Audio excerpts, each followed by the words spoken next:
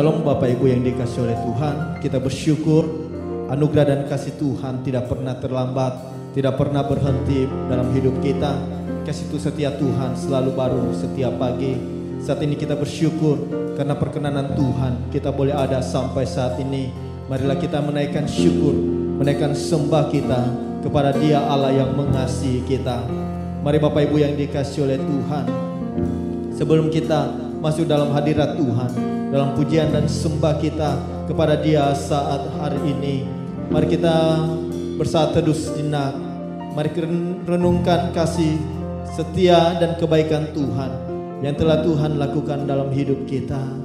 Terima kasih Tuhan, sebab Engkau Allah yang maha baik, sebab Engkau Allah yang memperdulikan kami. Saat ini ya Tuhan, kami datang di hadapan-Mu untuk memuji dan menyembah Engkau.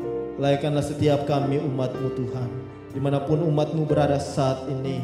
Biarlah segala pujian, hormat, kemuliaan kami kembalikan bagi Raja kami, yaitu Tuhan kami Yesus Kristus. Mari umat Tuhan katakan, alam semesta sujud menyembah Tuhan.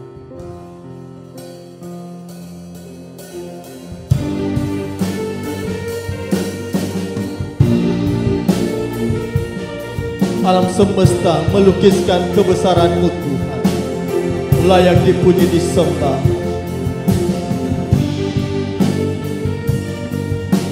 Yesus, terima kasih, kasih setia-Mu.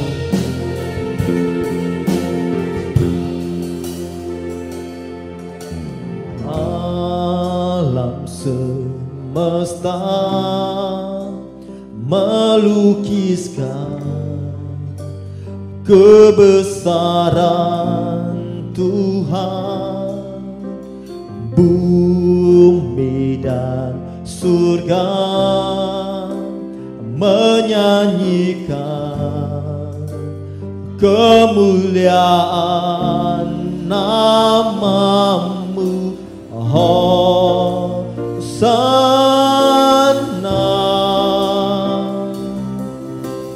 Hosana,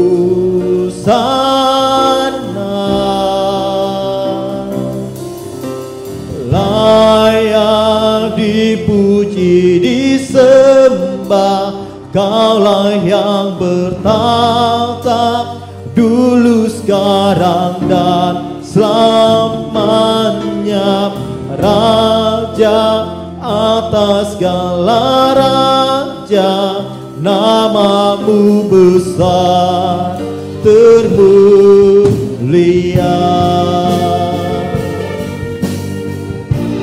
Mari umat Tuhan naikkan pujian bagi Dia, bahwa alam semesta melukiskan kebesaran Tuhan. Alam semesta melukiskan kebesaran Tuhan, bumi dan surga menyanyikan kemuliaan nama-Mu. Hosana, Hosana,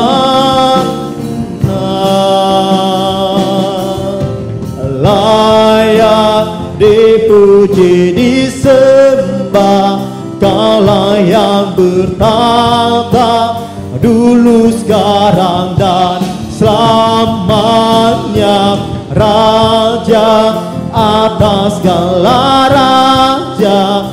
Nama-Mu besar termulia.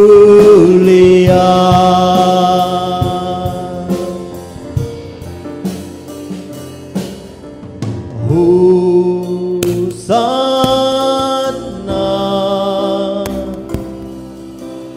Hosana,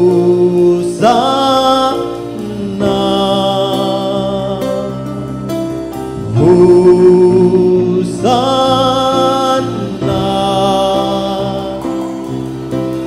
Hosana.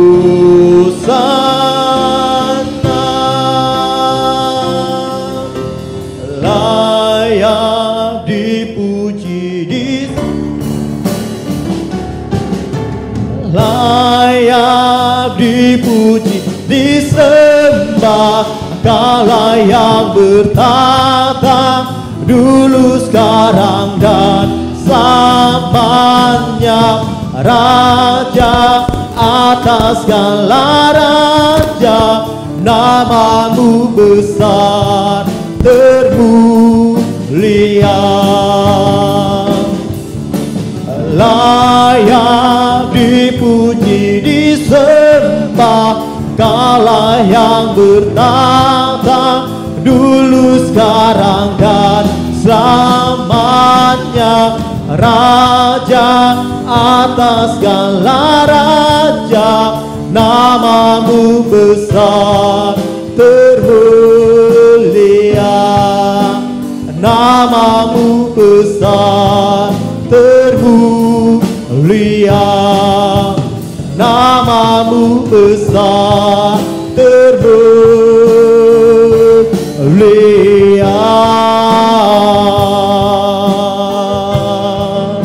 Haleluya, Engkau termulia, Engkau agung, dan heran perbuatanmu, ya Yesus Tuhan. Kami menyembahmu, kami memuliakanmu, Engkau ku tinggikan, Yesus Tuhan. Haleluya, haleluya, haleluya.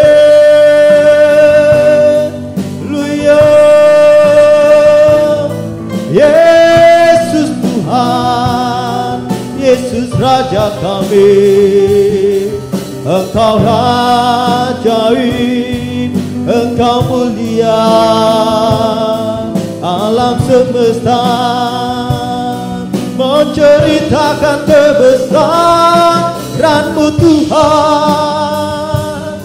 Kami bersyukur buat kasih setia-Mu bagiku.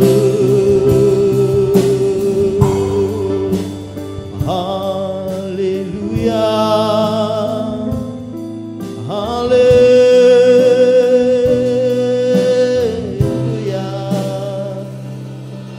Terima kasih Tuhan, terima kasih Bapa yang baik, berkat kasih anugerah-Mu selalu memenuhi kami, umat yang mengasihi-Mu ya Tuhan. Kami datang Tuhan untuk menyenangkan-Mu, sebab kami ada ya Tuhan untuk menyembah-Mu. Kami ada ya Tuhan sebagai penyembah-Mu, yang menyembah Engkau dalam roh dan kebenaran. Kerinduan kami ya Tuhan, doa kami semua adalah hidup untuk menyenangkan-Mu.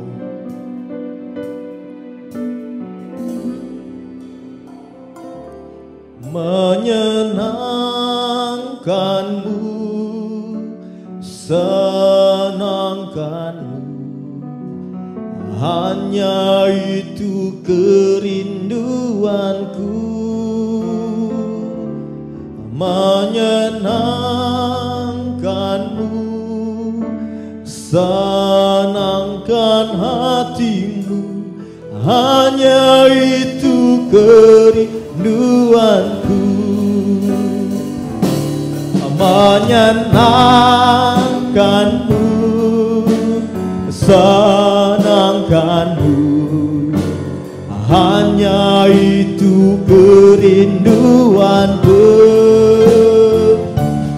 Menyenangkan-Mu, senangkan hati-Mu, hanya itu kerinduanku. menyenangkanmu, senangkanmu. Hanya itu kerinduanku, menyenangkanmu, senangkan hatimu. Hanya itu kerinduanku, hanya itu kerinduanku, hanya itu kerinduanku.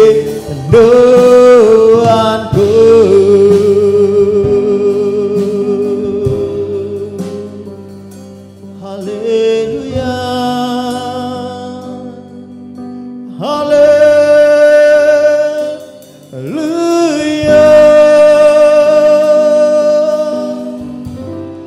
Menyenangkanmu Tuhan, itulah yang kami rindukan selalu dalam hidup kami.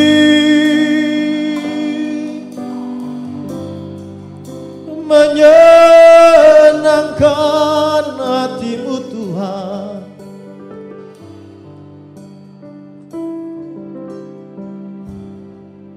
menyenangkan hatimu Tuhan, itulah kerinduan dan doa kami. Meskipun di dalam melakukan apa yang Tuhan mau, di dalam melakukan apa yang Tuhan inginkan, terkadang kami terbatas ya Tuhan. Terkadang apa yang kami lakukan tidak sesuai dengan apa yang Tuhan mau. Tapi kami berdoa Tuhan senantiasa, mampukanlah kami. Biarlah Roh Kudus-Mu yang selalu memenuhi hidup kami.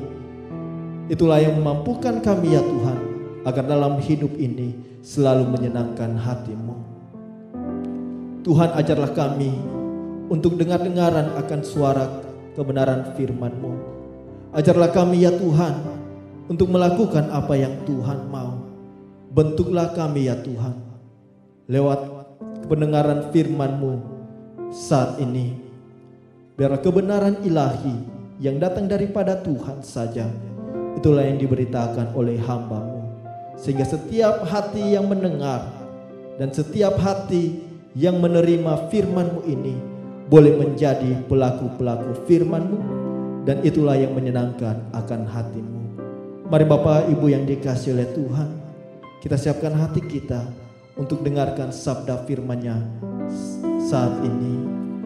Biarlah kita seperti Maria yang duduk diam di bawah kaki Tuhan, mendengarkan apa yang diajarkan oleh Tuhan Yesus dan menanamkannya di dalam hatinya, dan dia melakukannya dalam hidupnya hari lepas hari.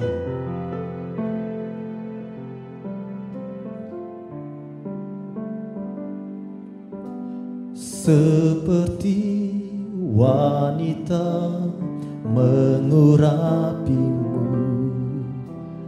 menangis di bawah kakimu, demikian hidupku mau mengasihimu. Yesus, Engkau baik bagiku. Seperti wanita, seperti wanita mengurapimu, menangis di bawah kakimu, demikian hidupku mau mengasihimu. Yesus, Engkau baik bagiku. Sampai akhir ku menutup mata, ku tetap setia menanti janji-Mu. Sampai ku dapatkan mahkota kehidupanku, ku tetap setia untuk melayani-Mu.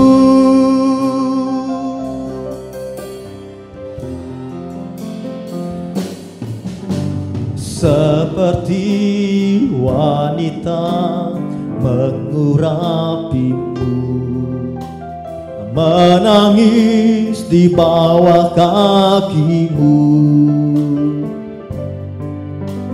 Demikian hidupku mau mengasihi-Mu. Yesus, Engkau baik bagiku.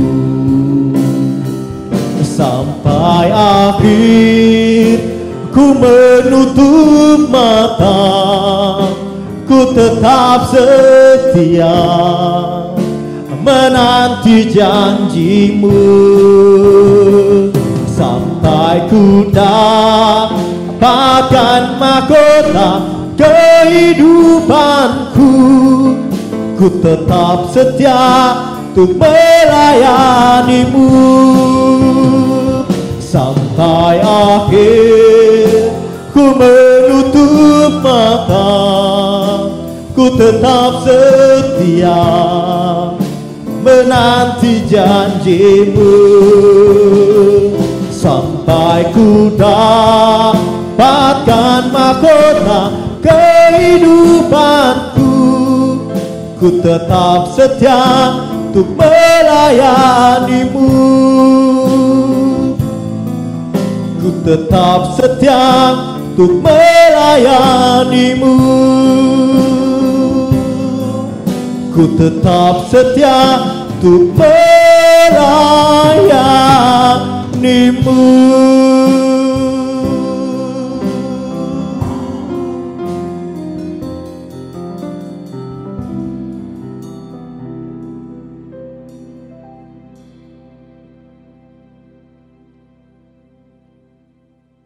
Mari Bapak Ibu Saudara sekalian, sebelum kita bersama-sama masuk dalam pemberitaan firman Tuhan, alangkah baiknya kalau kita berdoa terlebih dahulu.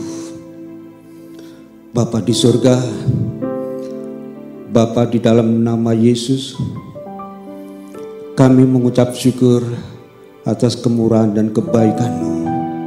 Sebab kembali Kau izinkan, Kau berikan waktu kepada kami untuk bersama-sama belajar dari kebenaran firman-Mu, supaya kami diteguhkan kembali, supaya kami dikuatkan kembali, supaya kami diajar kembali, supaya hidup kami semakin berkenan di hadapan Engkau. Mari Tuhan, Kau berkati firman-Mu, Kau urapi hamba-Mu yang tidak ada apa-apanya. Jemaat yang di rumah pun juga Tuhan lawat dan urapi, supaya ketika firman Tuhan disampaikan, kami bisa mengerti dan memahami maksud-Mu dalam hidup kami. Dalam nama Yesus kami sudah berdoa dan kami siap untuk mendengar firman Tuhan.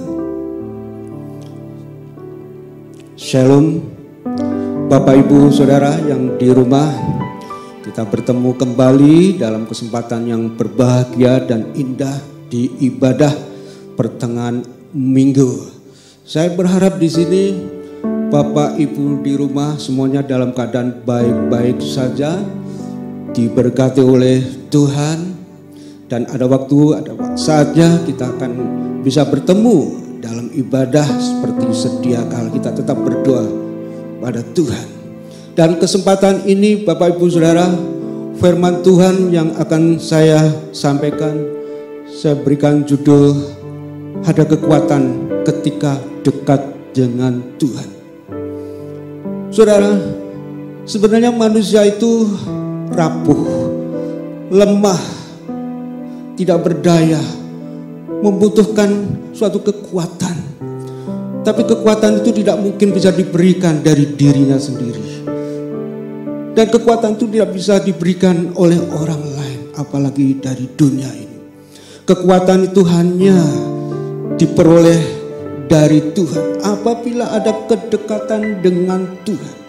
Mari kita bersama-sama membuka Alkitab kita. Kita akan baca di dalam Mazmur pasal yang 84 ayat yang ke-10. Mazmur pasal 84 ayat yang ke-11 ya, kalau di Alkitab saya. Sebab lebih baik 1 hari di pelataranmu daripada 1000 hari di tempat lain. Lebih baik berdiri di ambang pintu rumah Allahku daripada diam di kemah-kemah orang fasik. Saudaraku yang dikasihi oleh Tuhan, Mazmur pasal 84 ini ditulis oleh seorang yang bernama Bani Korah. Siapakah Bani Korah itu? Kalau kita lihat track record atau rekam jejak nama Bani Korah, nama Korah tepatnya, ia adalah seorang pemberontak bersama-sama dengan Datan dan Abiram, memberontak kepada Musa dan Harun, sehingga mereka harus mati dan tewas ditelan bumi sebagai balasan atau hukuman dari Allah atas perbuatan mereka. Saudara boleh lihat di dalam Bilangan pasal 26 ayat 9 ayat 10. Nanti saudara boleh baca sendiri. Korah mati bukan sebagai seorang pahlawan yang dielu-elukan, yang disanjung-sanjung, yang dipuji-puji, yang namanya mengharumkan keluarga, mengharumkan masyarakat, dan mengharumkan bangsa dan negara. Tapi ia mati sebagai seorang pemberontak, sebagai seorang pembantah, sebagai orang yang tidak tunduk, tidak taat pada otoritas yang Tuhan berikan kepada hambanya, yaitu Musa dan Harun. Bisa dikatakan bahwa Korah adalah seorang yang gagah dalam pengiringannya kepada Tuhan. Masa lalunya kelam, gelap dan jahat. Namun bagaimana dengan keturunannya? Keturunannya ternyata saudara berbeda jauh dari Korah. Keturunannya itu 180 derajat seperti bumi dan langit. Tidak mengikuti jejak orang tuanya. Keturunannya yang dikenal dengan sebutan Bani Korah mencoba bangkit dan memperbaiki hubungannya dengan Tuhan. Di dalam diri mereka ada suatu kerinduan kepada Tuhan.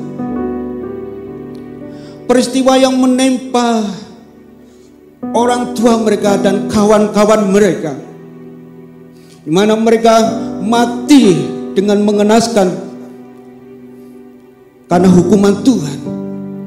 Biarlah itu menjadi suatu pelajaran, menjadi suatu guru yang baik, sehingga tidak akan mengulangi kesalahan dan kejahatan yang pernah dilakukan oleh orang tua mereka. Satu pertanyaan yang muncul di benak kita, apakah anak-anak Korah itu juga ikut mati pada waktu Tuhan menghukum Korah? Ternyata saudara, di dalam Bilangan pasal 26 ayat yang ke-11 dikatakan bahwa anak-anaknya itu masih hidup. Anak-anaknya inilah yang merupakan keturunannya menjadi pemazmur yang disebut, yang dikenal dengan Bani Korah. Saudaraku yang dikasihi oleh Tuhan, sekalipun barangkali orang-orang memberikan stigma, memberikan cap jelek, buruk, tidak baik pada Bani Korah karena keturunan seorang pemberontak, sehingga di dalam hidupnya disisihkan, disingkirkan, dimarginalisasikan, tertolak oleh lingkungan masyarakat. Tetapi mereka tidak peduli. Saudara, Kalau anak muda katakan whatever, masa bodoh, like I care. Emang gua pikirin, it's still the most important. We wanna come and close to God. Yang paling penting, datang kepada Tuhan dan dekat kepadanya. Terlihat mereka ada suatu kerinduan kepada Tuhan yang dalam, bukan yang dangkal. Punya kerinduan yang sungguh-sungguh, bukan cuma lip service. Saudaraku, sekalipun mereka di tengah-tengah tekanan, di tengah-tengah himpitan, di tengah-tengah intimidasi oleh lingkungannya. Di dalam ayat yang baru kita baca, menjadi dasar firman Tuhan pada saat ini. Katakan apa?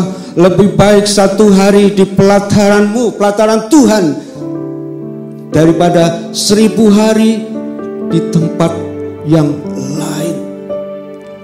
Mengapa mereka tidak merindukan sekaligus masuk ke dalam ruang kudus dan maha kudus?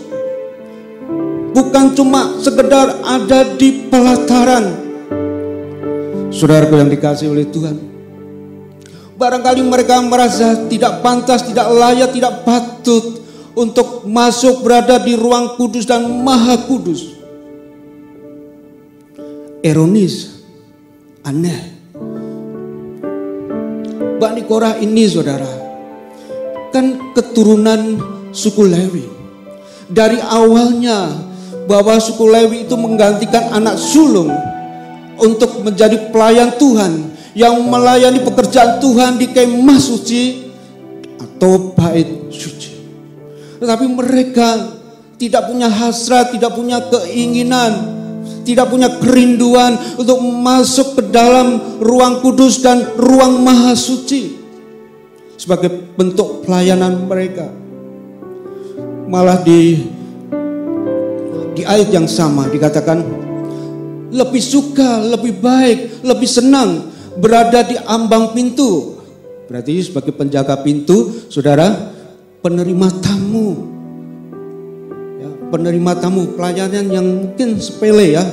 Ya, dibandingkan dengan kalau berada di tenda-tenda, di kemah-kemah orang-orang fasik, orang-orang jahat. Saudaraku yang dikasihi oleh Tuhan,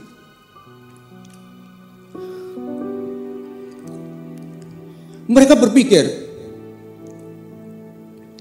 bagaimana mungkin sebagai keturunan pemberontak mau masuk dan berada di ruang kudus dan maha kudus. Itu namanya tidak tahu diri. Itu namanya tidak self koreksi. Itu namanya kesombongan. Itu namanya menganggap bahwa dirinya itu benar.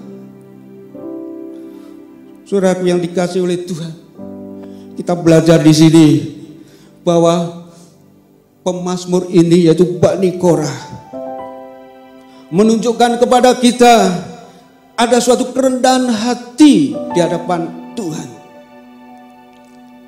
Seandainya mereka diterima di pelataran saja, gak usah masuk ke ruang kudus dan tidak usah masuk ke ruang maha kudus, bagi mereka itu sudah cukup, lebih dari cukup, more than enough. Itu merupakan suatu anugerah Tuhan. That's God's grace. Saudaraku yang dikasihi Tuhan, mereka juga menghormati kekudusan Tuhan. Kan itu mereka sadar, karena mereka bukan orang-orang yang kudus, mereka adalah keturunan pemberontak. Bukan orang baik-baik, bukan orang benar, orang-orang yang tertolak. Jadi tidak layak, tidak pantas harus berada di ruang kudus dan maha kudus. Saudaraku yang dikasihi oleh Tuhan, ingat bagaimana orang-orang Farisi ketika berada di depan bait suci. Di dalam Lukas pasal 18 ayat yang ke-11 dan ayat 12. Orang-orang Farisi dengan pongahnya berkata dalam hati, aku mengucap syukur kepadamu ya Allah. Aku tidak sama seperti semua yang lain. Aku bukan pemberontak. Aku bukan orang zalim. Aku bukan pezina. Aku tidak seperti pemungut cukai ini. Aku berpuasa 2 kali dalam 1 minggu. Aku memberikan persembahan 1/10 dari segala penghasilanku. Hebat benar. Mereka merasa benar, merasa hebat, merasa orang baik. Tapi dibandingkan dengan pemungut cukai pada waktu itu, gak berani mendekat bait Allah karena mereka sadar siapa dirinya. Menengadahkan mukanya ke atas gak berani, hanya menundukkan mukanya dan berdoa pelan. Kasihilah aku ya Tuhan, aku orang berdosa. Kalau dibandingkan dengan kita, saudara dan saya, apakah kita lebih baik, lebih benar daripada orang-orang pemungut cukai ini? Kita di hadapan Tuhan tuh sebetulnya sama. Kita semua adalah orang-orang yang berdosa, tapi kita dibenarkan oleh Allah. Saudara, apabila kita menjadi layak di hadapan Tuhan, itu bukan karena kita yang menentukan, bukan karena kita yang menetapkan, bukan karena kita yang memutuskan, bukan karena kita yang menganggapnya bahwa kita layak, tapi semata-mata itu hanya oleh kasih karunia Tuhan. Tuhanlah yang memilih kita, Tuhanlah yang menjadikan kita umatnya, Tuhanlah yang mengangkat kita menjadi anak-anaknya.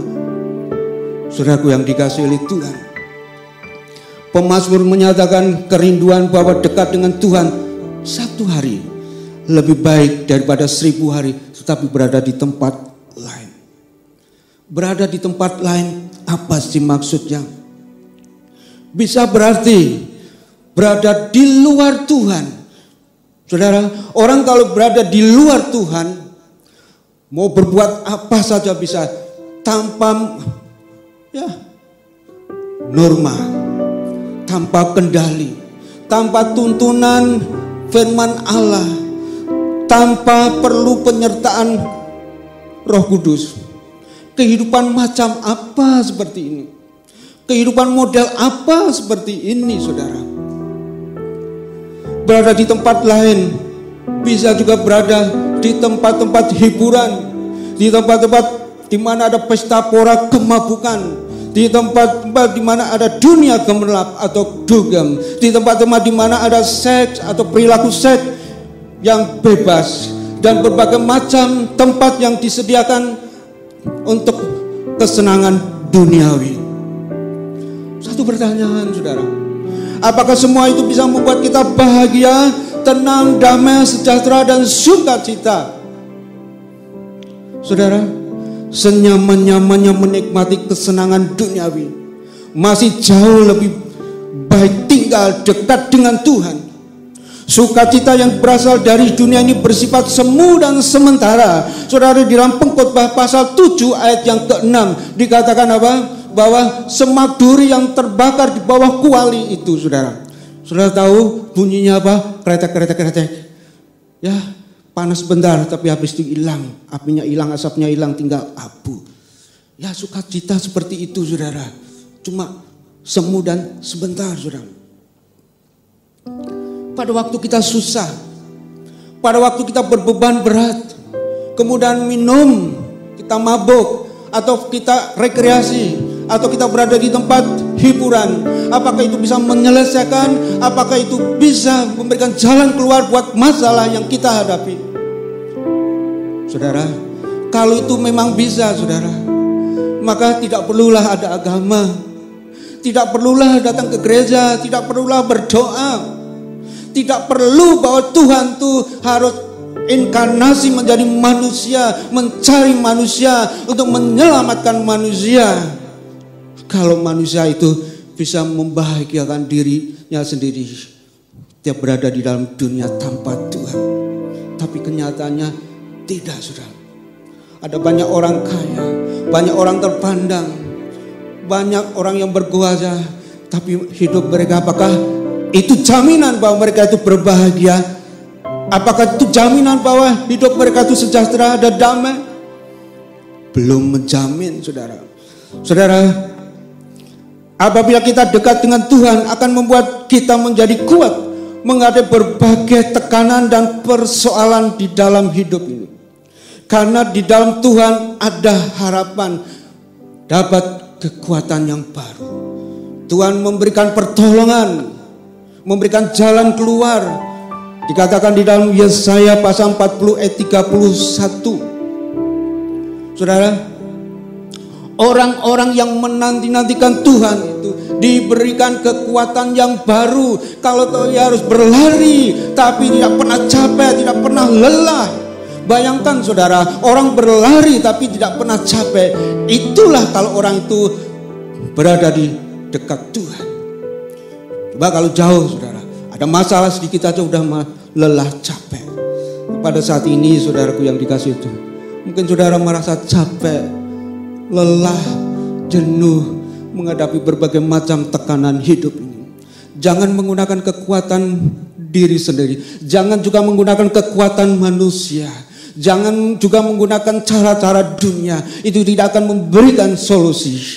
Tapi kita diingatkan kembali, kita mau kuat ketika kita dekat dengan Tuhan. Kita mau kuat kalau kita dekat dengan Tuhan. Mari saudara-saudara, kita berlomba-lomba, bukan untuk perkara-perkara jasmani, bukan untuk perkara-perkara duniawi, tapi kita berlomba-lomba saudara untuk mau dekat kepada Tuhan. Di dalam Dia kita memiliki suatu ketenangan. Di dalam Dia kita mendapatkan suatu jawaban. Amin buat firman Tuhan. Kita akan bersama-sama menaikkan satu pujian. Lebih baik satu hari di pelataranmu.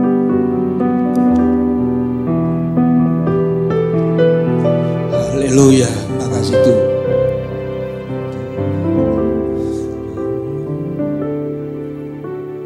Satu hal yang ku rindu, berdiam di dalam rumahmu. Satu hal yang ku minta, menikmati baik-Mu Tuhan. Lebih baik satu hari di pelataran-Mu daripada 1000 hari di tempat lain. Amin, haleluya. Memuji-Mu, menyembah-Mu, Kau Allah yang hidup, dan menikmati semua kemurahan-Mu. Sementara musik mengalunkan pujian ini, satu hal yang ku rindu, bukan berada di dalam kesenangan dunia ini, bukan menuruti keinginan daging, bukan menuruti keinginan mata, tapi berdiam di dalam rumah Tuhan, berada di dalam bait-Nya. Satu hal yang kita minta, bukan menikmati apa yang ada di dalam dunia ini sebagaimana orang-orang pada umumnya. Mereka bersenang-senang, mereka bersukaria karena perkara-perkara dunia ini. Tapi kita menikmati bait Allah. Kita berada di dalam hadirat Allah. Kita ada di dalam hadirat Tuhan. Itu yang kita nikmati. Hanya satu hari di pelatarannya. Kalau itu bersama dengan Tuhan, itu lebih berharga, lebih bernilai daripada 1000 hari. Tapi berada di tempat lain tanpa Tuhan, tanpa melibatkan Tuhan.